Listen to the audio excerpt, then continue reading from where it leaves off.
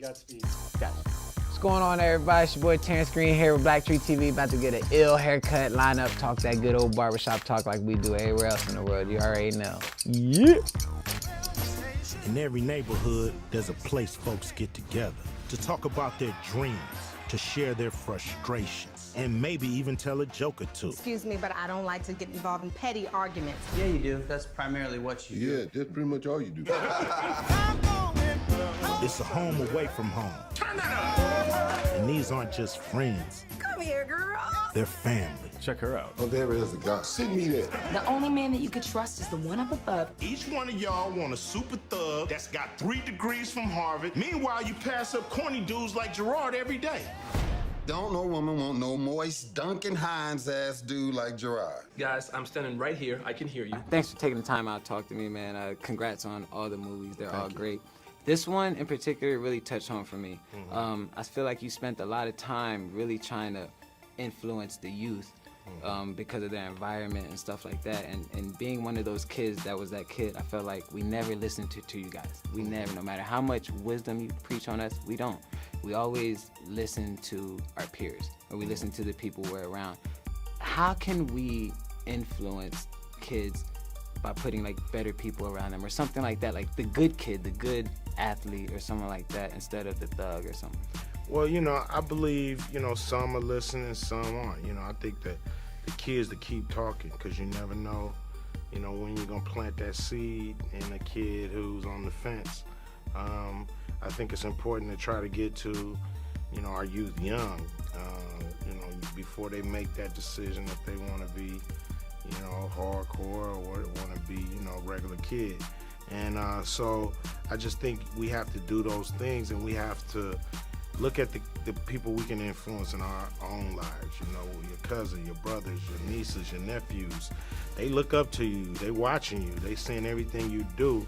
And if you come in and tell them the right thing, if you don't tolerate foolishness from them, if they know when you know, Unc hit the door, I gotta be right, or he gonna clown me. You know, so those kind of things I think are necessary. You know, people gotta fall in line a little like they used to. You know, I just like, I've always, growing up in like a tough environment, I've always, like, when I would see the like negative stuff happen, I just automatically didn't want no part in it. And I would always argue with my friends and stuff and try to go left from it and influence them to do right. And I've always just wanted to be the reason to go back to my hood and be that voice. You know what I mean? And be like, listen, you don't have to go down that way. Because like I said, we don't listen to the OGs. We don't listen to them. I just want that reason. I want something to change from that. Why don't people, like, to me, you were one of the smartest people in the film. You know what I mean? Like, you've been through all the experiences, you've been through that, and like, you show with your attitude, like, this isn't what it has to be. Why don't people listen to that? I don't understand, like, why don't they listen to that? Well, I mean, you know, I think that, you know, life does move forward. People are, you know, we do allow, it's been a mistake of, you know, generations before, especially our generation, where, you know, where, you know, 40's the new 20, and, you know, everybody's trying to be younger than what they are and rep this energy where people don't need to be the adult. You don't have to be the responsible one. I want to be in the club, the same club you are. I want to be, you know, you want to, you know, so your example is going to be one of these kind of things, you know, for you to be a kid who looks like them, dresses like them, but also doing something smart, have access to guys like us, and then, you know, there you lend a little more hope. And then these are the kind of opportunities that we know that we need in our neighborhoods, more so than, you know, fast money and dope money and street money. People need to know that they can believe and be great doing other things, and you know, that'll give kids choices. But when you don't have a choice, when your leader is a year older than you, then, you know, you're gonna have a lot of ill, you know, advised information going around. And that's been, you know, again, from a few generations ago. So we have to continue, like we wanted to do in this movie, like with the art, start with it being art. Like hopefully you can look at the film, go and laugh, and say, well, you know what, that was an interesting message. I wasn't really expecting that. And so maybe that sparks the bug in some people, and we doing our little bit of part, and then and then each person can go around and do that in their own neighborhoods, hopefully. So you playing celebrity barber, and I'm Mr. Mom now? You're the one who said you wanted to spend more time with Maya and Kenny, so what's the problem? Sometime. Half your clients was mine to start. Oh, you complaining now? When Kenny's mom asked if he can spend the remainder of high school with us, I was cool with it. But since he's been with us, he's done nothing to help out. Yeah, come on now. It's like we have 2 toddlers in the house. It's a new situation. It's not no, a new it is a new situation. situation. It's been a taking a year. little You time. being You know too how long soft he on was his him. mother. I understand know, that. but All right, y'all. But Y'all it's can't real decide. Yo, do y'all need a minute? Because we'll all leave. You know what? I'm gonna leave. It's like love and hip hop reunion in here. You look like a baby. He sure does. And it's cold water. You use cold water to keep like y'all, Terrence with Black Tree. All right. Hello, how you guys doing? All right, I'm gonna get straight to it, man. The whole movie, y'all are claiming that good women are losing to Instagram models. All right? These Instagram I'm glad models. you used those quotes. Here's the thing. I don't really feel like good women are losing to Instagram girls. I feel like, we do go a little left, but like we always come back home. We always know why we come back home. Yeah. And so how are good women losing? I wouldn't say that was. I mean, I get what you're saying, but I don't feel that way. I think it was not. I think that is great that it was brought up in the movie as a conversation as to things that are going on right now. But I think. Yeah, like you said, I don't think good women are losing. I do. But you're talking to Eve now. That's a like, big you complaint. know, It's no shortage of options. It's no shortage of options. In But this- I know, chair, yeah. No, but it's like But I know a lot of amazing women, though. I do know a lot of good women who are single, who are brilliant and wonderful. I just think they like, men are driven by that that Instagram look, that little freak stuff that we see on the gram and stuff like that. You know what I mean? It do get us a little bit around, so we tend to like look left. Lord. But it's like, but how can you blame us? That's what drives us. But like in the movie though, like you had it. I felt like you had more of that like sexual appeal, and then it started being more about work and stuff. So he kind of like he lost it. You're like husband lost it a little bit. Like, don't you think there has to be a balance? Yeah, of course it has to be a balance, but it's not a balance just on the woman. The woman, it needs to be a balance with the man as well. But he has a showed you that. He has a responsibility, and she showed up as well. Yeah, but she wasn't home doing nothing. I mean, Right. she was out. She working. was out working. She was out working, but you Which still you gotta have to keep. do. Yeah, but you have to keep She offered that him that. drive. She was right there, like, come get it. Exactly. Well, You know, but exactly. how He was didn't- it though? It wasn't even like you was really trying to get it. You was like, come on. He felt come on. emotionally Yeah, ignored. that And the needed. truth It was is, more emotional. women have dealt with that for Years. I mean, Ever. decades. Yeah. beyond. Yeah. No, we've dealt with emotional neglect. Right. While men Are out working, outworking. and providing. and providing. But you're Yeah. right. There has to be balance on both parts. But that has been an issue when there's someone who works the most. But women have dealt with it too. Yeah, that's I true. just like That's true. I was just like for my businesswoman to come home and like rip it off and then be Okay. the Instagram girl. Like You want it all. the house. Yeah, She's you got to do. be the Instagram girl. And how much are you giving up? I'm doing both. I'm just saying like I am.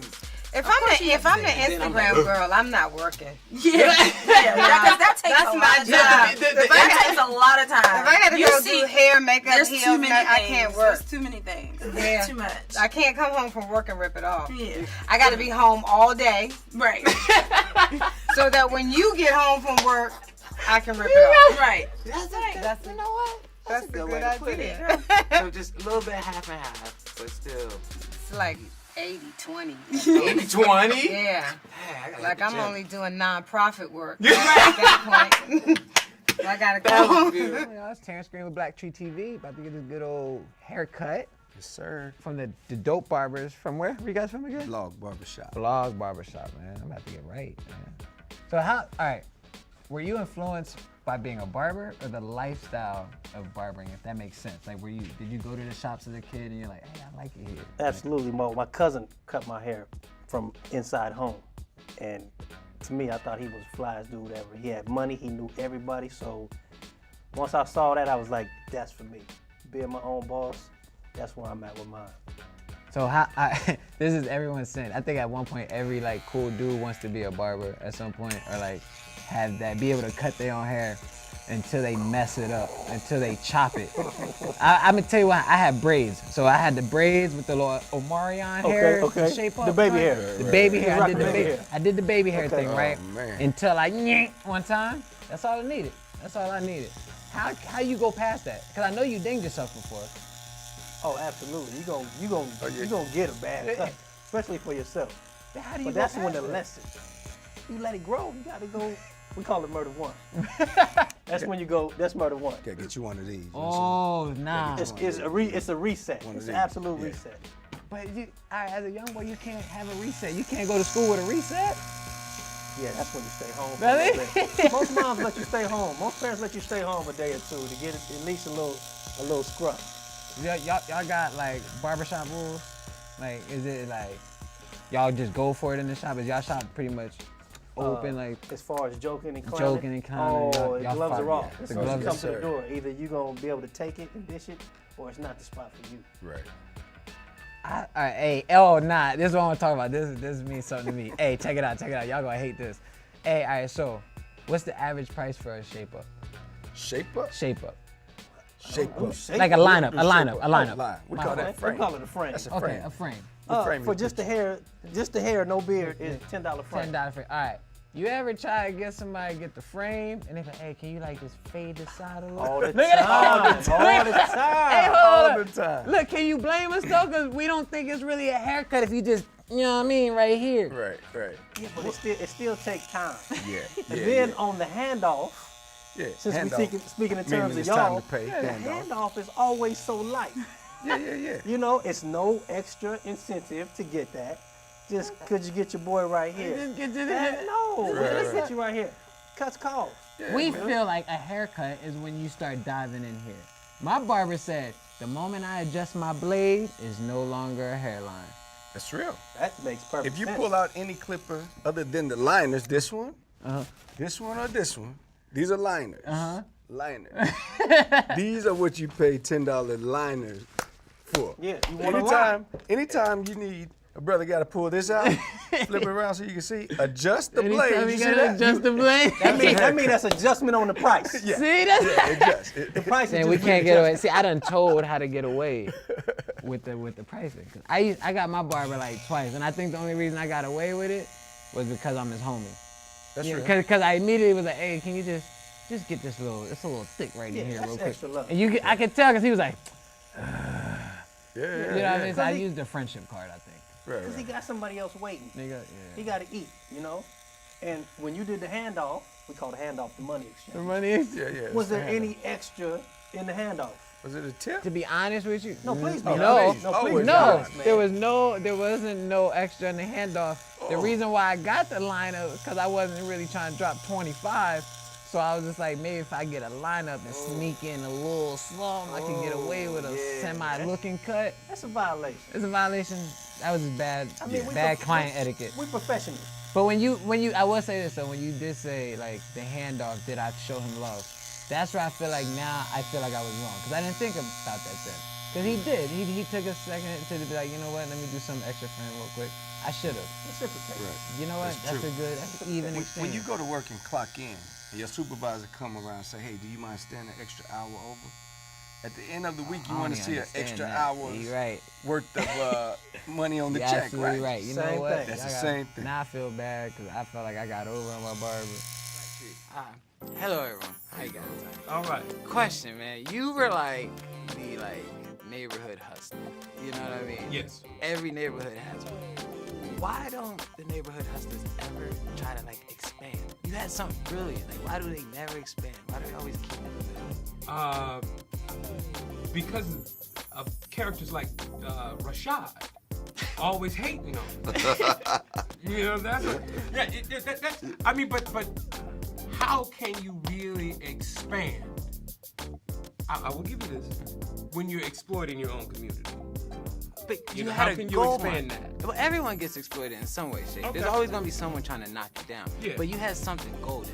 The food was bomb. Everyone loved it. Thank you. Why not Thank you. try to like? Who said the food was bomb? Everybody Did you but see- you. Did you see how many people he had to have working for him?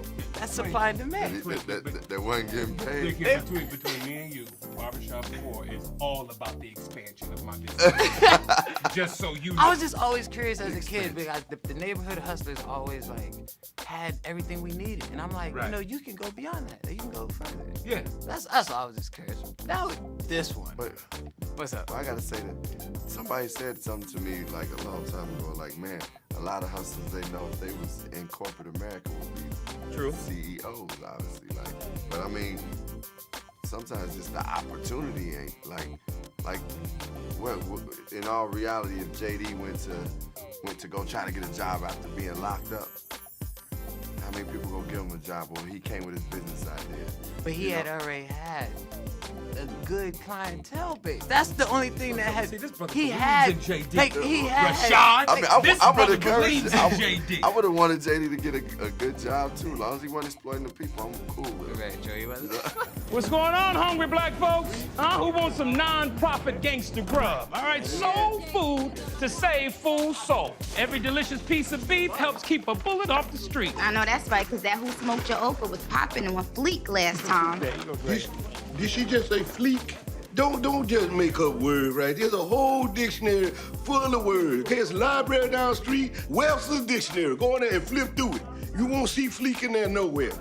Great, don't worry about that. I got some Don't Be So Mean greens in there for you today, too. You're gonna love it. They so good. I just think barbershop just always felt very real. And something about Ice Cube just always brings things home for me, and I know for most people. I think everyone feels like they know someone like him.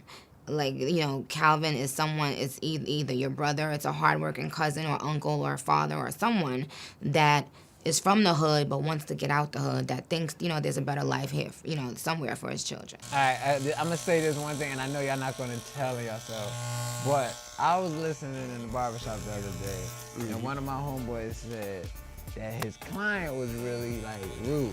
Like the whole time, he just had, I don't know how you can be rude in a chair, but I felt like I believed him. You know what I mean? Like he was doing some asshole stuff or whatever. He said he pushed him back on purpose. Pushed his line back? He pushed his line back. We don't do that's that. violation. That's not cool. You marketing yourself. Right. The thing is, somebody's going to ask who pushed you back. So regardless if you think you're getting over on somebody by pushing them back, You lost. you're still advertising yourself. So that's no good. That's a thumbs down situation. That is dope, man. Hey, what would y'all say the environment in y'all shop is like? Everyone's shop is different. I know it's open, talking and stuff like that. It's really just like this, except more people, more conversations. It's about the people. The walls don't matter. It's the people that are within the walls. How do you, besides word of mouth or something like that, how can barbers like really get out there? Like how do you get? There's nothing better than a fresh haircut. So it's just That make sure says you it all. do fresh cuts and it'll come across. they Because go you're out right, the because people do ask me who cut me. Right. You know what I'm saying? It could be good, could be bad. You never know. You know what I mean? But what are y'all like barber goals? Like what makes you sleep good at night? Besides like the good haircut, like is it the reaction, or is it your reaction to a cut? You know what I mean? Always the reaction, because you can see a good haircut will inspire somebody for a little bit. You know what I mean? Until it's time to come back and get inspired again by a cut. They feel ready. You know what I mean? To see somebody jump out the chair and be like, man, it's on tonight. I'm gonna get 15 numbers, or I'm gonna do this, I'm gonna get a job. Because y'all are responsible for who we go home with that night. And we know that. We understand that. We're also responsible for that job and Very how you true. represent yourself. You know what I mean? Just like, certain people like a certain caliber of shoe. Some people feel like J's, you got the J's on you ready, but J's don't mean more than the Watch cut. it. I see you. It wasn't on accident. You saved it. I thought it wasn't on accident. But I see what you did. That was You know what I you're mean? absolutely right. That does play And a that big treatment, a factor. lot of times, going back to the handoff, when you see somebody come in and they obviously want some status, or they care about themselves, so they're gonna buy the freshest shoes But when the handoff is skinny, Yeah, right. you can't treat your barber like that. Yeah, absolutely. You know what I mean? Because we going to give you everything we got. Yeah, because we have You know to. what I mean? Because we have to. Because we're trying to do it for ourselves and for you. Y'all got wisdom. Y'all like smart barbers, bro. Oh, they all smart, man. Nah, man, a lot of. Our logo, our mission statement at our barbershop, we call ourselves BLOG. That's an acronym for Barber Lounge of Gentlemen. Highlighted, emphasized. Our mission statement is to change lives one cut at a time. You know what I'm saying? If your life is good, we want to push you to be better. We want to change your life to push you to greatness. If you down and hurting or whatever, or introvert, we want to pull you out of that. We want to change your life. Every haircut, we want your life to change. And we want you to change other people's lives that's in the environment. That's so real, man. I have nothing but respect for that, man. Hey, this is the one other, I think, pet peeve that I get my barber on all the time. It just made me think of it right now. Every time, I only go to my barber for, like, emergencies. You know what I'm saying? And it's usually auditions, you know? So I always get a chat, like, hey, man, it's the biggest opportunity I've ever gotten, man. I need the best haircut ever, man. Is that motivation, or is that more so like, oh God, come on, bro, again, I'm gonna do that regardless. Yeah, Right. don't do that. Don't do that, because we're going to give you the business every time. Just It's tell them what you always have the to biggest thing for us. You know, our expectation for your hair is probably always bigger than yours. That's deep. You know what I mean? Because we know it's advertising for us.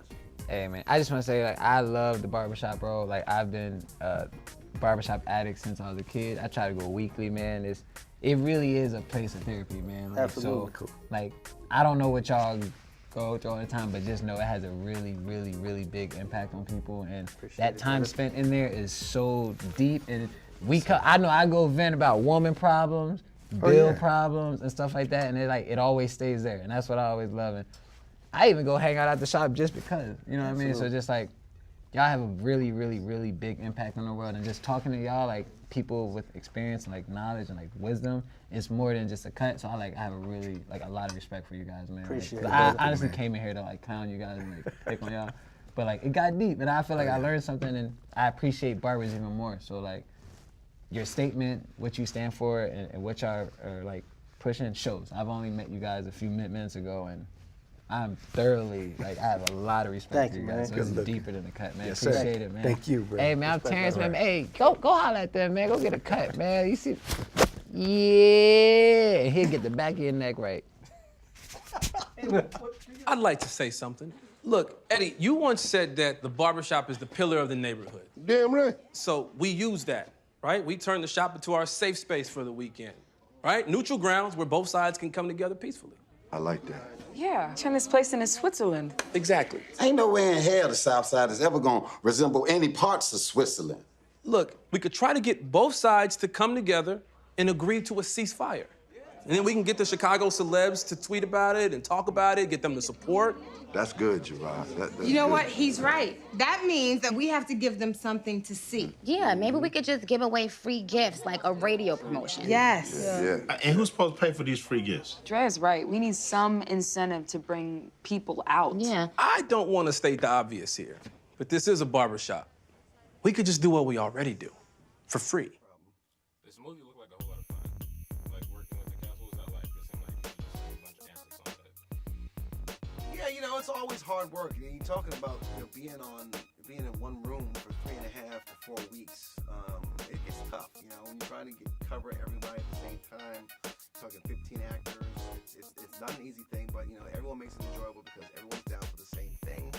You know, we also talked about just how on point everyone needed to be, and we try to get them as engaged as humanly possible. But it all worked out, you know, kind of nicely. We were all happy with it. They're a group that works very well together on set, and when it took time to be off set, they were all together as well. I mean, nobody really went back to their trailer.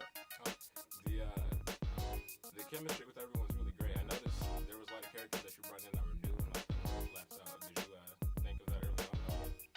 Well, you know, when Kenya and Tracy wrote the script, you know, we had, you know, characters that were in there that you know, some new ones that have been added and ones that, you know, didn't make the cut. And so you know, I was fine with it. I thought it was some great additions. I thought, you know, the pillars that we had in Cedric and Ice Cube we needed to have. We loved having Terry back.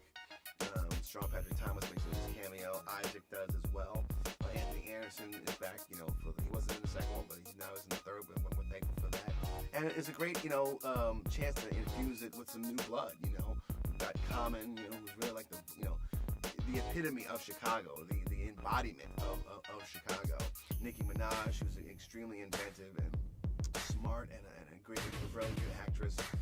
You know, Lamorne Morris, Dion Cole, Regina Hall, Margot Bingham, Utkarsh, and Butcar. Really, really blessed to have a really good cast. And we went through an extensive casting process, and we got some really great people. Actually, Lamorne was actually my favorite part of the film, actually. Okay. It's hilarious, yeah. He took over directing duties from Tim Story. Did you talk to him before you saw him? We talked briefly. Well, it was more like a text exchange, you know. You know, he gave me his blessing. You know, he thought, hey, you'll do a great job, and I felt like I would too. I felt like that we had a great script, you know, with some good people coming back, and from my perspective, it was all about making it as good, if not better, than the previous two. You know, it certainly had a chance to be on paper. It was certainly could be the funniest of them, and I wanted to make sure that happened. Right. I agree. I actually think it is the funniest one out of all of them. I think this is like the perfect closing for it because the first film seemed to deal with Calvin and his father. Like that was the story, and this one deals with Calvin and his son Jalen, who shares my name actually. Did you guys think of that before going into this, or? You know, I came onto to the script later. Like I didn't develop the script at all. I mean, you know, when I came on to direct, of course, I was developing, you know, quite a bit of it. But the Jalen Calvin storyline is the emotional spine of the movie, and I knew that. You know, we wanted to really, you know, pay service to that because, you know, as a young man, you know, you're as you become a teenager and you come into high school, you start to, you know, pull away from mommy and daddy, and you start to, you know, have other influences in your life, your friends, you know, outside forces that are like, you know, bigging you up and giving you props, and you know, you don't think your parents know as much as they do, you know, as they purport to know. So, you know, it was very important for us to display that and have that kind of storyline told. And really, it's funny, when I was thinking about it and reading the script, it really reminded me of Boys in the Hood, you know, at least that relationship. And you know, like in this way, in some ways, Ice Cube was taking over the Furious Styles role that Fishburne played back in Boys in the Hood. And I remember looking, you know, talking to John Singleton about that and rewatching that movie, and it was a lot more resonant with me this time around, now that I have 3 boys of my own. So yeah, it was very important for us to really make that a strong part of the storyline. If you had to pick just one scene from the film that you think, you know, summarizes the film, what scene would that be? I don't know. Maybe with the discussion about Barack Obama and being black in America, you know, because it's got a lot of it's a heated debate. It is it's funny, and it ends with a great laugh. I'm a filmmaker myself. I was wondering if you have any advice for other aspiring filmmakers? Patience and perseverance. You know, have a strong vision and stick to it. Yeah, in fact, I am mentoring a number of aspiring filmmakers, and I'm also working in conjunction with McDonald's and the American Black Film Festival that are sponsoring a contest for filmmakers to get their voices out there. It's all a video competition that's about, you know, what you do for your community, how active are you in your community. And the contest for entries is April 15th, and the day that the Barbershop comes out. So I'll be mentoring 3 of the finalists for that during the American Black Film Festival taking place in July or June. I believe it's June. Okay, cool. That's really cool, actually. Best Man. Is there going to be any sequel? Can we expect anything? I certainly hope so. I mean, right now the talk is, the desire, I should say, is very high to do it on my part, on the actor's part, on the studio's part. It's really about scheduling. You know, many of the actors that are in Best Man are doing television shows now. Right. And so, you know, it's a matter of trying to schedule the right time slot to do it all. You directed one of my favorite comedies that I actually want a sequel to as well, Undercover Brother. Can we do... You want a sequel to Undercover Brother? Sequel to Undercover Brother, yeah. Well, I don't know about that. We'll see. Time will tell. Hopefully. I don't know if Dave Chappelle's ever gonna do another movie. That's probably gonna be the issue there. But like I said, man, I really enjoyed the film. Okay, great.